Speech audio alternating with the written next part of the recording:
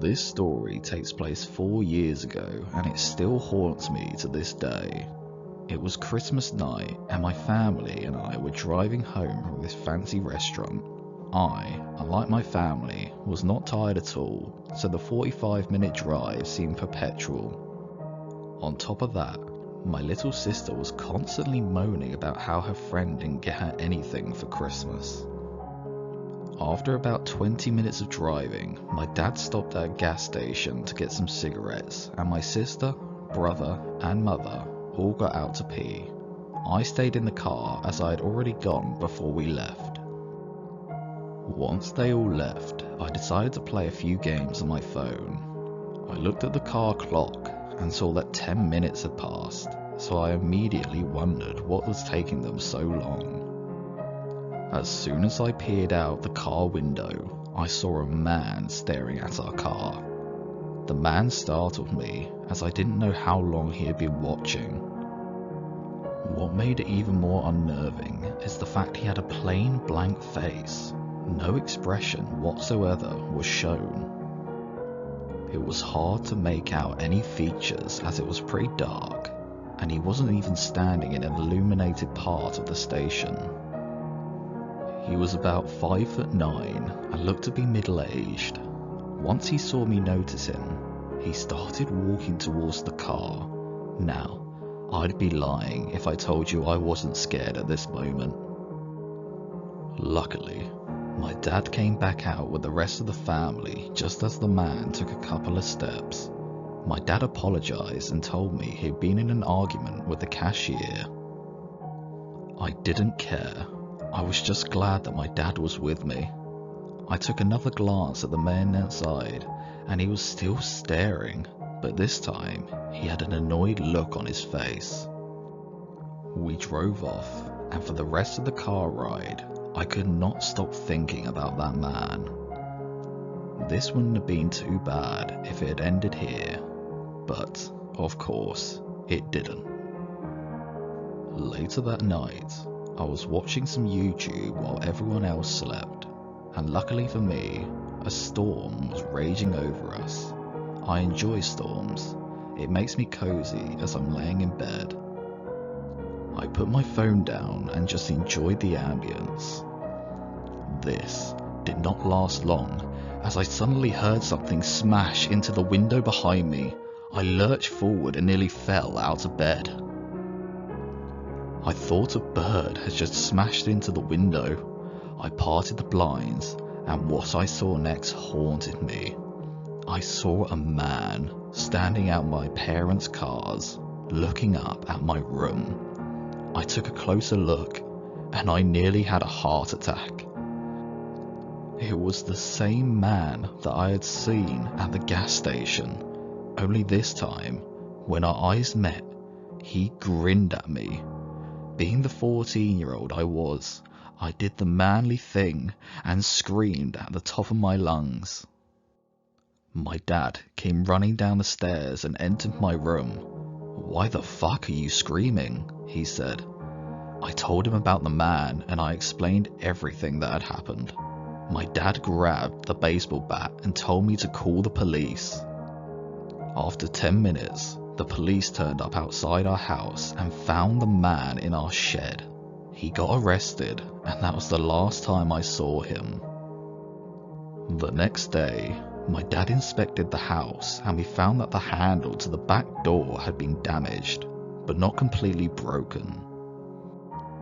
This gives me an eerie feeling, as if he actually managed to get in, he could have harmed us, or possibly killed us.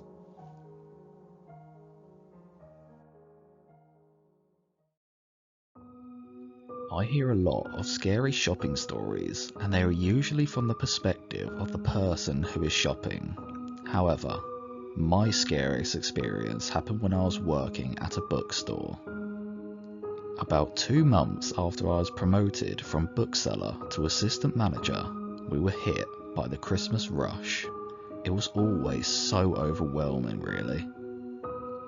By the end of the night, everyone was so wiped out, and getting all the receipts and drawers counted at the end of the night took so long.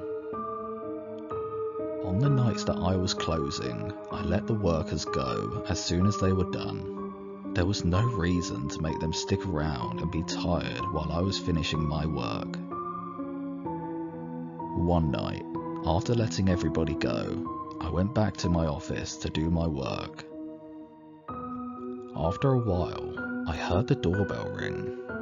Now, we did have security cameras set up, but there was no camera on this door. This means I had to go to the front door to see who was there. There was a guy there, and he was dressed in dark clothes and had his hood up.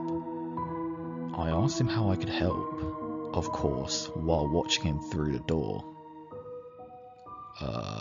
Hey dude, I left my wallet in your store, he told me. Can you open the door and let me come in and get it? I asked him where he thought he left it and that I would look for him. He didn't like the idea of that though, and told me he wasn't sure. The thing is, he had been shopping through the entire store and would have to look for it. I asked him if he had bought anything, and he told me yes, which means he'd have to have his wallet on him at that point. I pointed that out to him, and he seemed a bit taken back. I told him that we didn't get anything turned in, but I could take his information and get back to him if we found anything. This is where the man began getting angry, telling me that he needed his wallet for tonight and that he couldn't wait for me to look for it. He kept insisting that I let him in so he could look for it. When I told him that there was no way I was letting him into the store this late and while I was alone, he began getting visibly angry. He told me that if I didn't let him into the store right away, he would call the police and tell them that I stole his wallet. He even got his cell phone out of his pocket and acted like he was going to call. At this point, I had enough. I told the guy the best I could do for him is take his information and call him if anything was found. I then told him that if this wasn't good enough, then there was nothing I could do for him. He got really angry and began swearing at me. He grabbed the door and began shaking it, demanding that I open the door for him. I told him I was going to walk over to the customer service desk and call the police. I was not willing to cooperate with this man anymore. As I made my way over there, I noticed that the guy took off down the street. I thought that this was the end of him, and I figured that I didn't really need to get the police involved in this matter. I went back to my work and tried my best to get it done so I could go home and finally get some rest. It took me about 2 hours to finish all of my work. I hadn't heard the doorbell ring in this time, so I pretty much figured that I wouldn't be seeing that guy again. However, just to make sure, when I was going to the front of the store, I did look around to see if anyone was in the parking lot before I went outside. I went out to my car in the cold and couldn't wait to get out of it. However, I froze when I was a couple of feet away from my car. There was someone hiding in the back seat of my car. He was hiding down the back seat with a hood over his head, but there was definitely someone in the back seat of my car, and I knew it had to be the guy from earlier.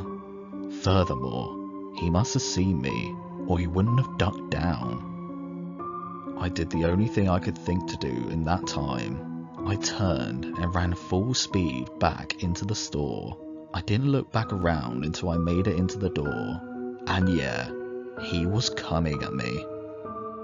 I unlocked the door and shut it behind me. He made it to the door right before I could lock it, so I had to do my best to hold it closed while trying to turn the lock. As I did, the man screamed all sorts of obscenities at me, telling me he was going to kill me. As the door opened outwards, I quickly pushed it towards him, knocking him to the ground. Before he could realise what had happened and recover, I was able to get the door closed and locked. I immediately called the police. The guy left after the door was locked, but the police, after searching for a short time, managed to pick him up and arrest him.